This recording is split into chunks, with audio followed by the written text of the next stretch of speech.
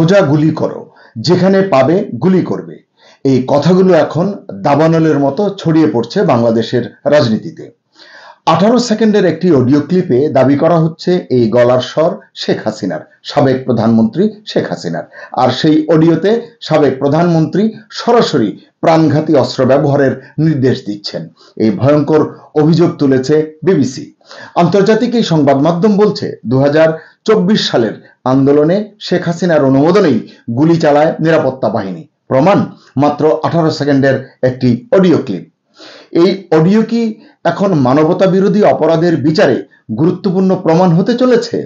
আসসালামু আলাইকুম, লিডস নিউজে আপনাদের স্বাগত জানাচ্ছি। সম্মানিত দর্শক, শুরুতেই বলি আজকের ভিডিওটি দুটো অংশ। প্রথম অংশে বিবিসি যে রিপোর্টটি করেছে তার ভিত্তিতে বিবিসি বাংলা একটি রিপোর্ট করেছে, এটির সামারি নিয়ে কিছু আলোচনা করব। এবং দ্বিতীয় অংশে ভারতের নর্থ ইস্ট নিউজ একটি রিপোর্ট করেছে এবং তারা বলা চলে বিবিসি রিপোর্টটির চুলচেরা বিশ্লেষণ করেছে এবং জায়গায় জায়গায় তারা সমালোচনা করেছে। আমি অনুরোধ করব দুটো বক্তব্যই আপনারা শুনুন, দুটোই সারসংক্ষেপ, তাহলে আপনারা একটি সিদ্ধান্তে পৌঁছাতে পারবেন। বিবিসির রিপোর্ট আসলে কি বলছে? 9 জুলাই বিবিসি আই ব্যানারে প্রকাশিত হয় একটি প্রতিবেদন। শিরোনাম, ফাঁস হওয়া অডিও থেকে জানা যায় প্রাক্তন বাংলাদেশি নেতাই প্রাণঘাতী দমন পীড়নের অনুমোদন দিয়েছিলেন। এর ভিত্তিতেই বিবিসি বাংলা রিপোর্ট করেছে। তারা বলছে 2024 সালের জুলাই আগস্টে ছাত্রদের আন্দোলনে প্রাণঘাতী বল প্রয়োগ হয়েছে। জাতিসংঘের তদন্তকারী দলের হিসাবে এতে নিহত হয় কমপক্ষে 1400 জন। শেখ হাসিনা নিজেই গুলি নির্দেশ দিয়েছিলেন অডিওর ভিত্তিতে, এমনই দাবি বিবিসির। অডিওটির ফরেনসিক যাচাই করেছে ব্রিটিশ সংস্থা ইয়ারশট। তারা বলছে অডিওতে কোনো এডিট বা কারচুপি নেই। কণ্ঠস্বরের ছন্দ, স্বর এবং শ্বাস এগুলো বিশ্লেষণ করে মিল পাওয়া গেছে শেখ হাসিনার সঙ্গে। অডিওটি ওপেন স্পিকারে বাজিয়ে রেকর্ড করা হয়েছে বলে মত দিয়েছে ইয়ারশট। এই অডিওতে যা বলা হয়েছে তাতে স্পষ্ট নির্দেশই প্রতীয়মান হয়। কিন্তু প্রশ্ন হলো, এটা কি সত্যি কিনা? এটাই কি সত্যি সত্যি হাসিনার কণ্ঠ কিনা? আর যদি হয়ও, সেটি কি পুরো প্রেক্ষাপট ছাড়া বিশ্লেষণ করা যাবে, বোঝা যাবে বা নিশ্চিত হওয়া যাবে? এতদিন ধরে আওয়ামী লীগের তরফ থেকে এই ধরনের অভিযোগ, অর্থাৎ সরাসরি হত্যার নির্দেশনা প্রদানের অভিযোগ অস্বীকার করা হচ্ছিল। এখনো তারা এটি অস্বীকার করছে। বিবিসি বলছে এই রেকর্ডিং গত মার্চে, মানে 2025-এর মার্চে ফাঁস হয়েছে এবং বিবিসি আই বিশেষভাবে এটি যাচাই করেছে। বাংলাদেশ পুলিশের সিআইডিও কণ্ঠস্বরের মিল শনাক্ত করেছে বলে প্রতিবেদনে উল্লেখ করা হয়েছে। ব্রিটিশ আন্তর্জাতিক মানবাধিকার আইনজীবী টবি ক্যাডম্যান বিবিসিকে বলেছেন রেকর্ডিংগুলো তার, অর্থাৎ শেখ হাসিনার ভূমিকা প্রমাণের জন্য অত্যন্ত গুরুত্বপূর্ণ। তিনি বলছেন রেকর্ডিংটি স্পষ্ট, সঠিকভাবে প্রমাণিত এবং অন্যান্য প্রমাণ দ্বারা সমর্থিত।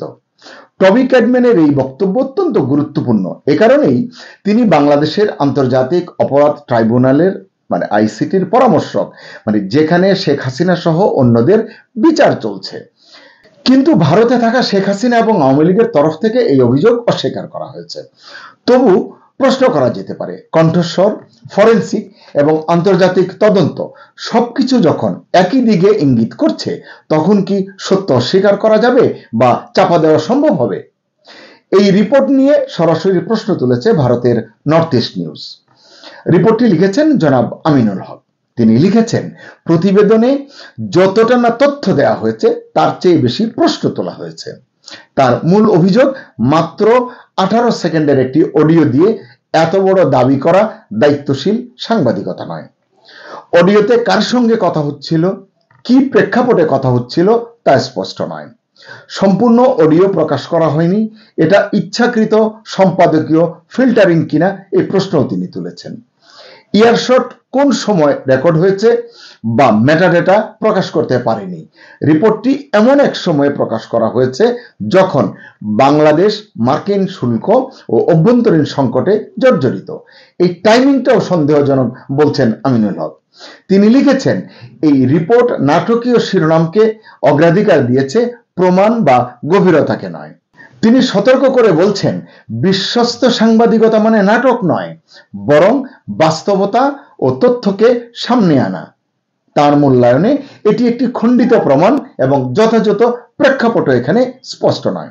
তিনি প্রশ্ন তুলেছেন, 18 সেকেন্ডের একটি সংক্ষিপ্ত অডিও উদ্ধৃতাংশের উপর ভিত্তি করে প্রতিবেদনটি তৈরি করা হয়েছে, কিন্তু অডিওতে শেখ হাসিনা কার সাথে কথা বলছিলেন, কোন ঘটনায় কথা বলছিলেন, কাকে নিয়ে কথা বলছিলেন, বল প্রয়োগের জন্য কথিত অনুমোদনের পারিপার্শ্বিক পরিস্থিতি বা প্রেক্ষাপটও এখানে স্পষ্ট নয়।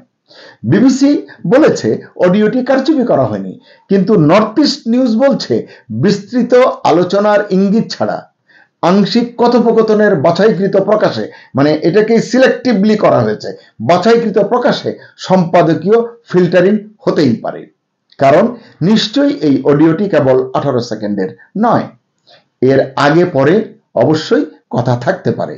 তাই দীর্ঘ রেকর্ডিং থাকা সত্ত্বেও শুধু 18 সেকেন্ড প্রকাশ করায় এবং তা থেকে একটা বিচারিক সিদ্ধান্তে পৌঁছার চেষ্টায়, মানে বিচারিক সিদ্ধান্ত এই জন্য বলা হচ্ছে আইসিটিতে বিচার চলছে, এই কারণেই হয়তো এভাবে তারা বলেছেন, যেটা বাংলাদেশের আন্তর্জাতিক অপরাধ ট্রাইব্যুনাল কাজে লাগানোর জন্য মুখিয়ে আছে বলে তিনি মনে করেন এবং বলেন মূলত এ কারণেই অডিওটির বাছাই করা অংশ জনসমক্ষে প্রকাশ করা হয়েছে, যা নিয়ে বৈধ উদ্বেগ প্রকাশ করেছেন আমিনুল হক। তিনি বলছেন সম্পূর্ণ রেকর্ডিং উৎসের কাছে থাকা সত্ত্বেও, মানে এটি রিপোর্টে দৃঢ়ভাবে তারা ইঙ্গিত দিয়েছে যে তাদের কাছে এমন তথ্য উপাত্ত প্রমাণ রয়েছে, তাহলে তিনি বলছেন তা আটকে রেখে গুরুতর অনুসন্ধানী সাংবাদিকতার প্রত্যাশিত স্বচ্ছতাকে ক্ষুণ্ণ করা হয়েছে। কেন করা হয়েছে এই প্রশ্ন তিনি তুলেছেন। বিবিসি প্রতিবেদনে দাবি করা হয়েছে অডিওটি 2024 সালের 18 জুলাইয়ের, কিন্তু ফরেন্সিক অংশীদার ইয়ারশট ডিজিটাল ফরেন্সিক পদ্ধতির নির্ধারণ করতে পারেনি কেন, টাইম স্ট্যাম্পটি কেন তারা নির্ধারণ করতে পারেনি তা স্পষ্ট নয় বলে মনে করছে নর্থ ইস্ট নিউজ। তাছাড়া যদি বিবিসির কাছে রেকর্ডিং এর উৎস সম্পর্কে পরিচিত কোনো অভ্যন্তরীণ সূত্রের অ্যাক্সেস থাকে, তাহলে কেন সম্পূর্ণ অডিওটি পাওয়া যায়নি বা প্রকাশ করা হয়নি তাও স্পষ্ট নয়। ফরেন্সিক যাচাইয়ের সুবিধা গ্রহণ করা সত্ত্বেও প্রতিবেদনে গুরুত্বপূর্ণ তথ্য বাদ দেওয়া হয়েছে বলে মনে করেন সিনিয়র সাংবাদিক আমিনুল হক। এই স্পষ্টতার অভাবই প্রতিবেদনের কাঠামো এবং উপস্থাপিত প্রকৃত প্রমাণের মধ্যে বিচ্ছিন্নতা তৈরি করে। তিনি বলেন এই প্রতিবেদন প্রকাশের সময়ও যাচাই বাছাইয়ের দাবি রাখে, অর্থাৎ যে সময়ে এই অডিওটি ফাঁস করা হলো এই সময়টিও একটি উল্লেখযোগ্য প্রভাবক হতে পারে, অনুঘটক হতে পারে এই সময়ের এই আলোচনায়। কেন বলছেন? আন্তর্জাতিক রাজনীতিও এই রিপোর্টের পেছনে কাজ করতে পারে বলে আশঙ্কা প্রকাশ করেছেন তিনি। আচ্ছা, যদি দেখি যে এই মুহূর্তে বাংলাদেশের প্রেক্ষাপটটা কি, খুব সংক্ষেপে বাংলাদেশের রাজনৈতিক অনিশ্চয়তা আমরা সবাই দেখতে পাচ্ছি। নির্বাচন ঘিরে এক ধরনের অনাকাঙ্ক্ষিত চাপ রয়েছে সরকারের উপরে। যুক্তরাষ্ট্রের 35% পাল্টা শুল্ক নিয়ে বিব্রত সরকার। আইসিটিতে শেখ হাসিনার বিরুদ্ধে বিচার চলছে। মোটা দাগে এই পয়েন্টগুলো হচ্ছে এই সময়ের বাংলাদেশকে যদি আমরা চিহ্নিত করতে চাই, আইন শৃঙ্খলা পরিস্থিতির অবনতির একটি চাপ সরকারের উপরে রয়েছে। এ কারণে এই প্রেক্ষাপটে বিবিসির এই ফাঁস অডিও রিপোর্ট আসা কেবল সাংবাদিকতা নাকি আন্তর্জাতিক চাপ তৈরির কৌশল, এই প্রশ্নটিও তিনি তুলেছেন। মার্কিন যুক্তরাষ্ট্রের 35% পাল্টা শুল্ক আরোপের ঘোষণায় অন্তর্বর্তী সরকারের প্রশাসনের ব্যর্থতা, বিশেষ করে নেগোসিয়েশন স্কিল নিয়ে ইতিমধ্যেই প্রশ্ন উঠছে। ব্যবসায়ী সমাজ ভীষণ ক্ষুব্ধ, সমূহ ক্ষতির সম্ভাবনায় আশঙ্কায় তারা বিপর্যস্ত। চারিদিকে এটা নিয়ে এখন ব্যাপক সমালোচনা হচ্ছে। এমন সময়ে, অর্থাৎ ক্রমবর্ধমান জন অসন্তোষের উদ্বেগজনক বৃদ্ধির সময়ে সবার দৃষ্টি অন্যদিকে সরানোর একটি চেষ্টাও হতে পারে এই সংবাদটি এই সময়ে সামনে আনার, এটি মনে করছেন অনেক বিশ্লেষক। এজন্যই প্রতিবেদনে সরাসরি বলা হয়েছে বিদ্যমান প্রেক্ষাপটে একটি সংক্ষিপ্ত পূর্বে প্রচারিত অডিও ক্লিপের হঠাৎ পুনরুত্থান, মানে মার্চ এবং এটি হচ্ছে জুলাই, এই পূর্বে প্রচারিত অডিও ক্লিপের হঠাৎ পুনরুত্থান বিবিসির মতো আন্তর্জাতিক সংবাদ মাধ্যম জনসমক্ষে এনেছে। এ কারণে তিনি প্রশ্নটি তুলছেন এবং বলছেন প্রশ্নবিদ্ধ অডিওটি 2025 সালের মার্চ মাসে ফাঁস হলেও তখন তা নিয়ে কোনো আলোচনা বাজার পায়নি। বর্তমানে অন্তর্বর্তী সরকার যখন বহুমুখী চাপে রয়েছে, চ্যালেঞ্জের মুখে রয়েছে, তখন অডিওটি মার্কেটিং এর গুরুত্ব নিয়ে প্রশ্ন তোলাটা অমূলক কিনা তাও ভেবে দেখা দরকার। বিবিসি এই প্রতিবেদনকে অভিনব প্রকাশ হিসেবে উপস্থাপন করছে।